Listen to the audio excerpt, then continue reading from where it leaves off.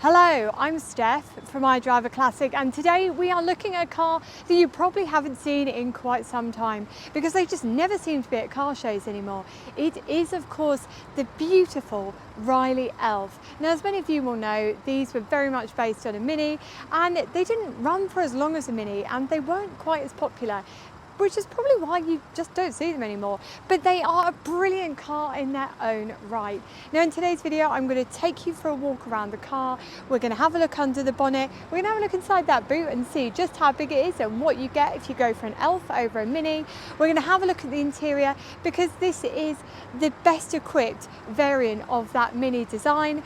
And then of course, we're going to take it out for a test drive.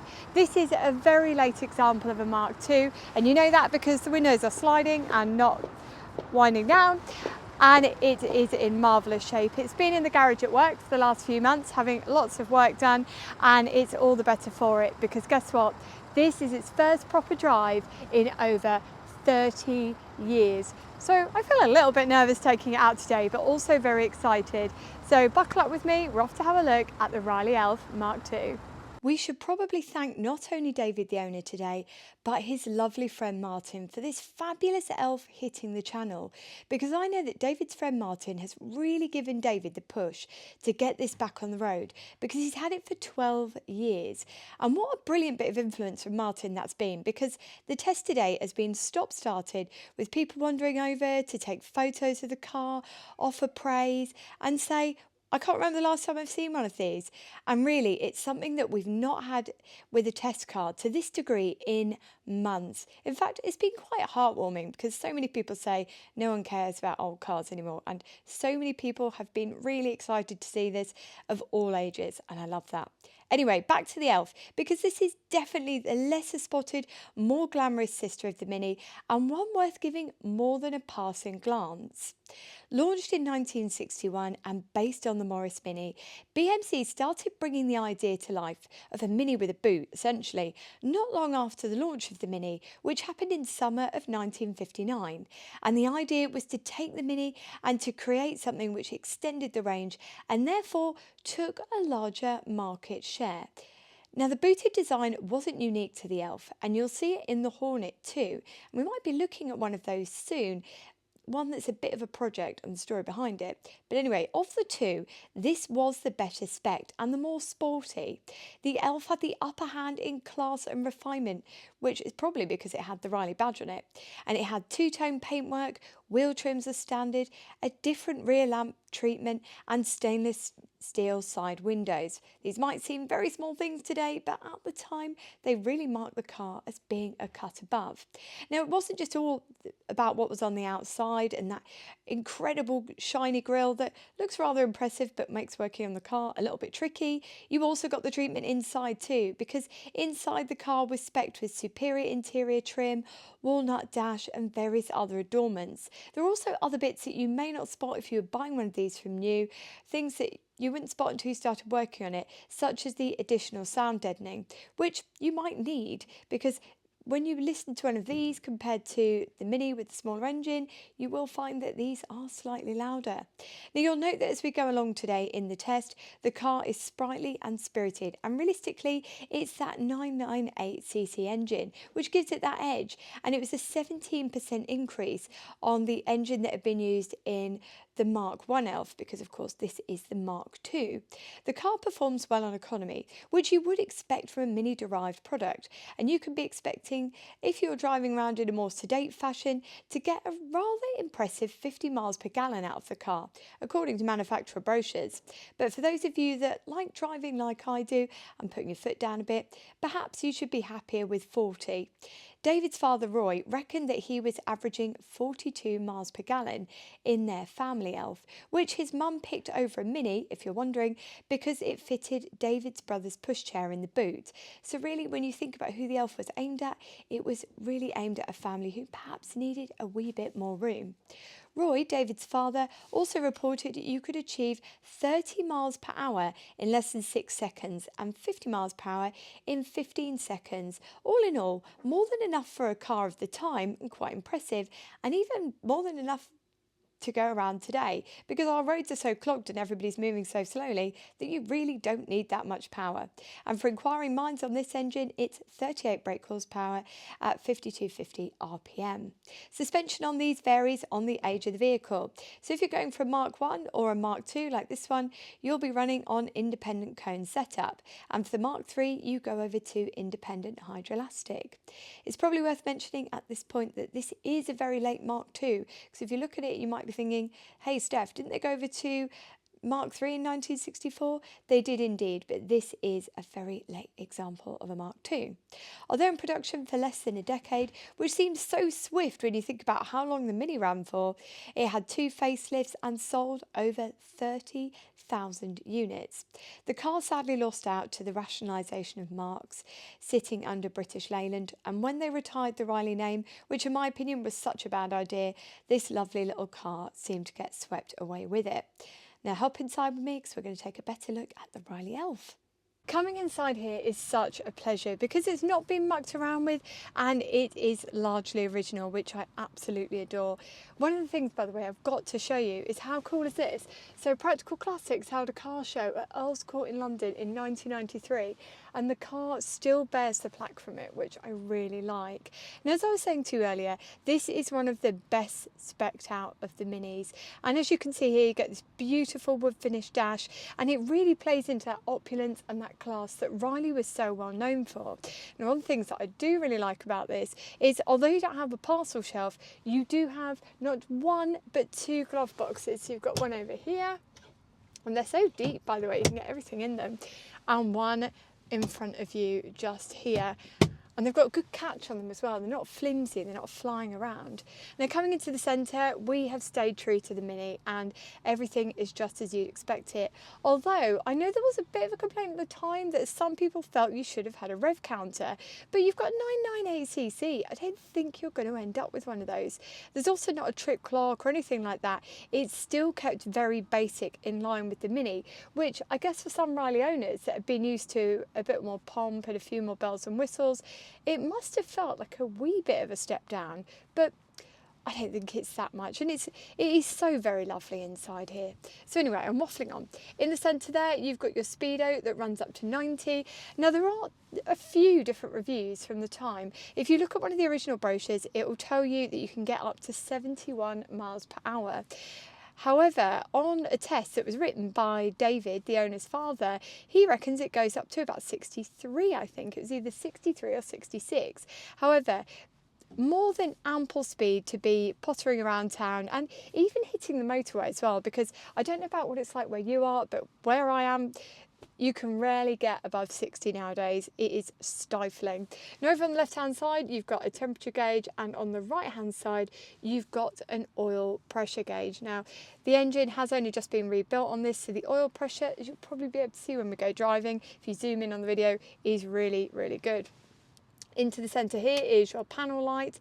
Now this only comes on if you have the headlights on. Now into the centre here, you've got your push heater. I keep forgetting which one's which. This is your wipers. 1 speed on these, of course. Again, I imagine some people thought by going for Riley they might have got 2 speed, but look, it's still in that era where 2-speed wipers are still very much a luxury item. It's not really until you get into the early 70s when you've really got things like that Japanese market that are really going full on with things like 2-speed wipers and pushing new initiatives and better technology, that some of the people start to catch up. But even then, a lot of cars are still being made with just 1 speed, especially British cars. Coming over from there, you've got your side and you've got your head, and in fact, yeah, there you go. You might be able to see that at home there. That panel light is coming on. Over on the far right, we've got the choke coming down into the heater. Now the heater in this, although it is quite noisy, let me see if I can show you. It's very good. So we've only taken the car about half a mile so far, and it has been so warm. It's been absolutely lovely. I'm quite impressed by it. Now, if you look at one of the original brochures, they'll tell you that you can get 4 fully sized adults in. It's not just a case of 2 to the front and some kids in the back. And I would say even today, with adults being slightly larger, both in height and in width, I would say you could still get 4 adults in here rather comfortably. My cameraman today is about 5'11", pushing on 6 foot, and he doesn't seem to be having any problems at all, and his knees aren't touching the back of the seat. So bravo, I guess you can still get your 4 adults in. Other things that really stand out for me as being real key selling points for this car are these door bins. Now these door bins are rather large, and you've got one on each side, and you've also got them in the back as well. So again, it's just extra storage in addition to that boot space. So if you look at some of the original literature from the time, they talk about taking them on adventures, they talk about how they're really a vehicle that can do anything. And I would say with quite some confidence that if you wanted to take this on holiday, I don't think you'd feel too cramped, because again, there's so much room around you at the front. It is just such a beautiful design. Now you're probably wondering what that engine sounds like. Have a little listen. I'm gonna have to pull out that choke, I think. Now she really comes into her own when you go out driving, so I'm going to take you out and let you have a proper listen when we're out on the road. But before that, let's have a listen from the back.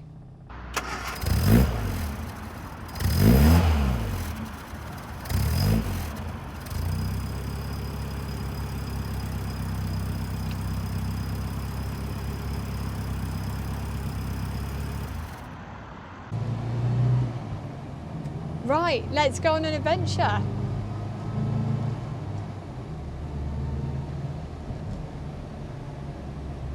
I was hoping I might be able to get a bit of speed up, but unfortunately it feels like everybody else. It's also decided to come out for a drive this afternoon. Now as I cruise down this road, and it feels rather spirited, it's quite exciting to be taking you out in this Elf, because I have been admiring this in the garage for months as it has undergone work, and blimey has it undergone some work. So David had it in with us for a few bits and pieces, and then the engine needed rebuilding, and it was because when you've had a car that's been sitting for years and years and years, sometimes one of the things that can happen is the engine ends up full of old crud, and it was almost like plaque inside the engine, and what had to happen was the engine had to be acid dipped. So my colleague Paul has rebuilt this engine, and I tell you what, he's done a blooming good job of it. It's ever so nice. You wouldn't know it's only a 998. It is flying along. I reckon that you could hit 70 without even really putting a sweat into it. It is such a nice car. Now as I cruise down here, let me tell you what I like and what I don't like. And as I put on the indicator, it's a perfect time to tell you something that I don't like. And funnily enough, when David's father reviewed these, when they were brand new, he said it is a little bit annoying that they haven't been fitted with self-cancelling indicators. And you know what? He was right, because I keep forgetting to turn it off, because even in my Morris Minor, it's self-cancelling, and that setup is older than this, so I don't know, I thought it would have self-cancelled. But look, it's a very small complaint on a very nice car. Just going to put those lights on to give people no excuse not to see me on the road in front of them. Now driving along in this is such a pleasure, and I would say this is one of my favourite test drives of this year, because the vehicle itself offers everything that I like in a classic. You've got all this room around you here, so you just feel like you've got so much more space than you think you would when you first see the car.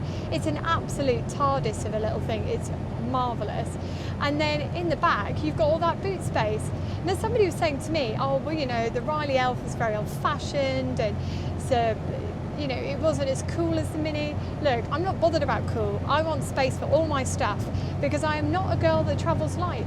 And these door bins and all the space in the boot and the space in my footwell, I could get everything I need in here. And that for me makes it a really attractive prospect.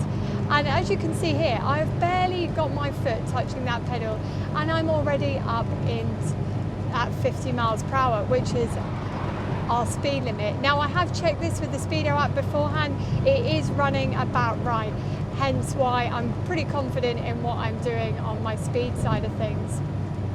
Now the other thing to talk about is you have only got 4 forward gears, so as you can probably hear, it's quite noisy inside the cabin.